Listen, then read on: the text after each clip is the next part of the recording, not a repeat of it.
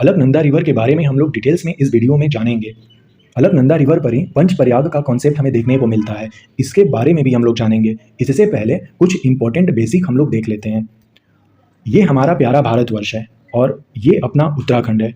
उत्तराखंड में आज टोटल 13 जनपद हैं। वो 2 डिवीज़न में बटे हुए हैं। एक को कुमायूं कहते हैं जहाँ पर 6 जिले हैं और एक को गढ़वाल कहते हैं जहाँ पर 7 जिले हैं।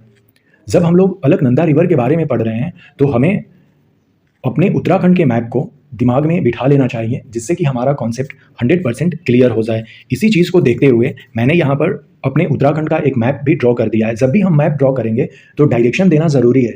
ऊपर में नॉर्थ होता है तो नीचे में साउथ हो जाएगा, इसके राइट हैंड साइड में ईस्ट हो जाएगा और लेफ्ट हैंड साइड में वेस्ट हो जाएगा। तो ये डायरेक्शन देना ज़रूरी है। हम लोग अलकनंदा रिवर के बारे में पढ़ेंगे।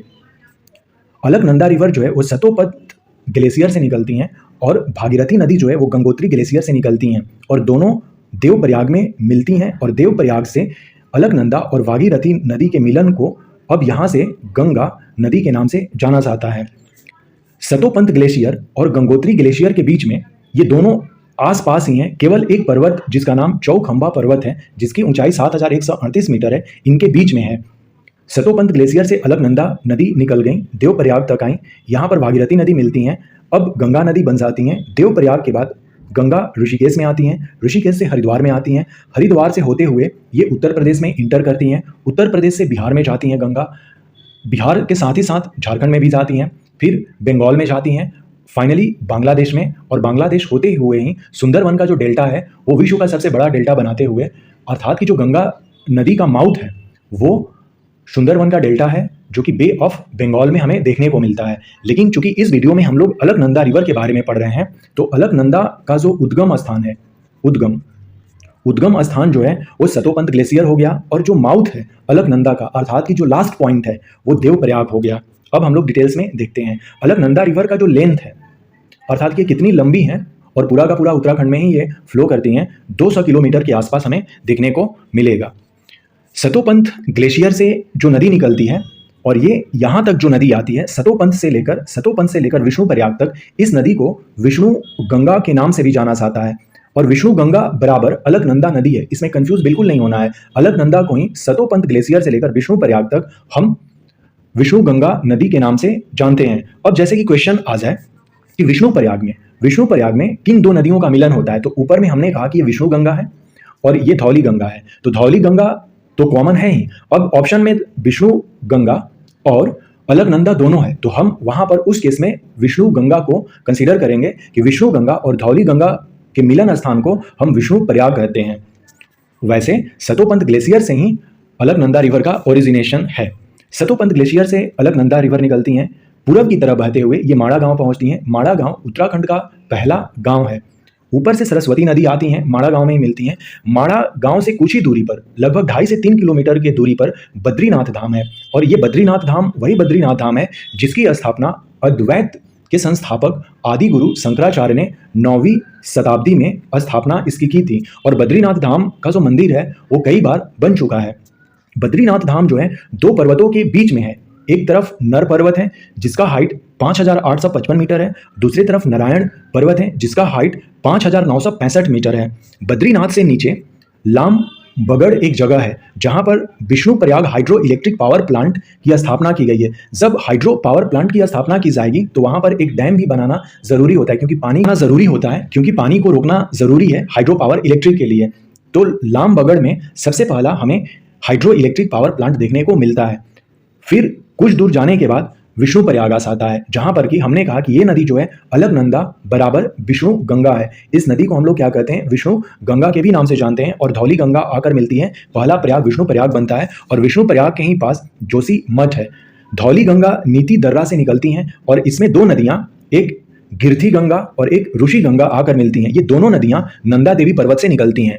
आगे बढ़ने पर कल्प गंगा करके एक नदी है जो आकर मिलती हैं। और जब हम लोग ये देख रहे हैं कि अलकनंदा रिवर इस तरह से बह रही हैं, तो अलकनंदा के राइट में ये हो गया और लेफ्ट में ये हो गया। ये भी ध्यान में रखना होगा कि लेफ्ट ट्रिब्यूटरी कौन है और राइट ट्रिब्यूटरी कौन है। यदि इतना डीप में जाकर क्वेश्चन पूछ लिया जाए तो हमें पता करना होगा कि कल्प गंगा जो है वो राइट ट्रिब्यूटरी हो जाएगी, धौली गंगा जो है वो लेफ्ट ट्रिब्यूटरी हो जाएगी अलकनंदा की, क्योंकि अलकनंदा जो है वो ऊपर से नीचे की तरफ आ रही हैं। तो कल्प गंगा हम लोग जानते हैं कि नदियों के किनारे घाटियों का निर्माण होता है। तो यहाँ पर 3 घाटियां जो है काफी फेमस हैं, ध्यान बद्री घाटी, कल्पेश्वर घाटी और गाम घाटी। ये तीनों घाटी कल्प गंगा के मैदान में हमें देखने को मिलती हैं।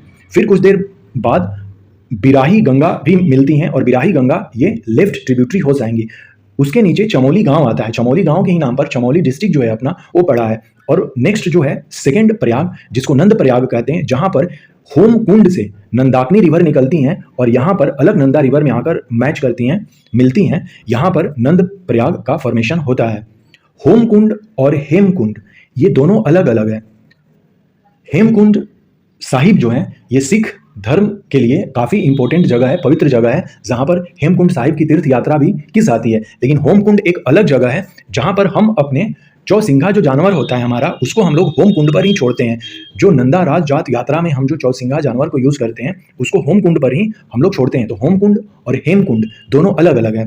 थर्ड जो प्रयाग है वो कर्ण प्रयाग है।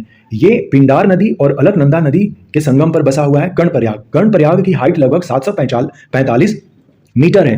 पिंडार नदी जो है वो पिंडारी ग्लेशियर से निकलती हैं और ये पिंडारी ग्लेशियर जो है ये कुमायूं में है। अभी जस्ट हम लोगों ने देखा कि हमने अपने उत्तराखंड को 2 डिवीजन में बांटा हुआ है, एक है कुमायूं डिवीजन, दूसरा है गढ़वाल डिवीजन। तो पूरा का पूरा जो अलकनंदा रिवर सिस्टम है वो गढ़वाल डिवीजन में ही पड़ता है, केवल पिंडार नदी को छोड़कर, क्योंकि पिंडार नदी का जो ओरिजिन है, उद्गम स्थान है, वो पिंडारी ग्लेशियर है जो कि कुमायूं में पड़ता है। थर्ड के बाद फोर्थ जो हमारा प्रयाग है जिसको हम लोग रुद्र प्रयाग कहते हैं। रुद्र प्रयाग का हाइट जो है लगभग 611 मीटर है। ये मंदाकिनी रिवर और अलकनंदा रिवर के संगम से बनता है रुद्र प्रयाग। मंदाकिनी रिवर जो है चोराबारी ग्लेशियर और उसी के पास केदार डोम ग्लेशियर भी है, यहाँ से निकलती हैं। और केदार डोम ग्लेशियर से जस्ट नीचे पर ही केदारनाथ धाम स्थित है और इसी केदारनाथ धाम में 2013 में बाढ़ आने के चलते पूरी तरह से केदारनाथ धाम जो है वो तबाह हो गया था और वो बाढ़ जो है 2013 में मंदाकिनी रिवर में ही आया था। मंदाकिनी रिवर का जो लेंथ है लगभग 81 किलोमीटर है। मंदाकिनी रिवर पर एक नदी आकर मिलती है बासुकी गंगा, जहां पर उसको सोनप्रयाग कहते हैं। सोनप्रयाग से नीचे आने पर ऊखी मठ जगह मंदाकिनी रिवर के ही तट पर हमें देखने को मिलता है। मंदाकिनी और अलकनंदा के मिलन स्थल को हम लोग रुद्रप्रयाग कहते हैं।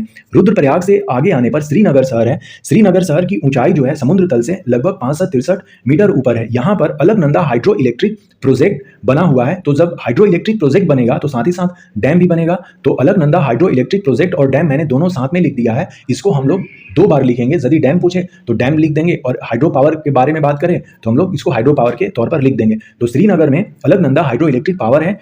इसी जो डैम बना हुआ है वहीं पर धारी देवी का मंदिर भी है।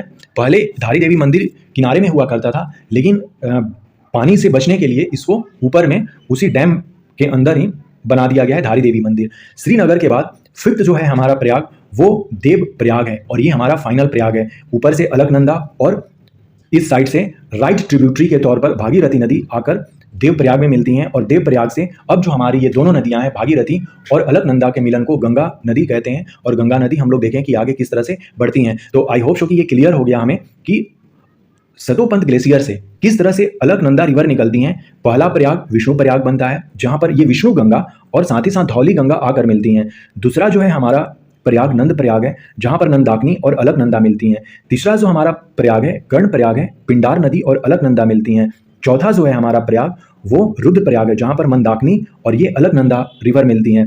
ये लेफ्ट ट्रिब्यूटरीज हैं, ये राइट ट्रिब्यूटरीज हैं।